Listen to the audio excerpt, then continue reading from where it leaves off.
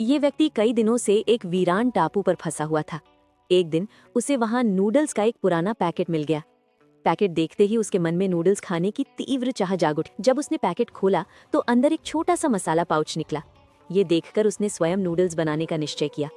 उन्हें काट पीस कर उसने आटा तैयार करने की कोशिश की, लेकिन जल्द ही समझ गया कि मक्का या गेहूं के बिना ये संभव नहीं था। थक हार कर वो सो गया और सपनों में भी उसे नूडल्स ही नजर आते रहे। तभी पक्षियों की चहचहाहट से उसकी नींद खुल गई। उसे याद आया कि जो पक्षी दाने खाते हैं उनके पेट में सभी दाने पूरी तरह नष्ट नहीं होते। ये सोचकर उसने पक्षियों द्वारा गिराए गए दाने इकट्ठा किए। एक समतल स्थान खोजकर उसने उन दानों को मिट्टी में बो दिया। कुछ दिनों बाद उन बीजों से पौधे निकला। फसल को पक्षियों से सुरक्षित रखने के लिए उसने अपनी जैकेट से एक पुतला बनाया। वो लगातार अपनी फसल की देखरेख करता रहा। एक दिन उसकी नज़र एक खास पौधे पर पड़ी जो मक्के का था। उसे देखकर उसकी खुशी का ठिकाना नहीं रहा। कुछ ही दिनों में पूरी फसल पककर तैयार हो गई।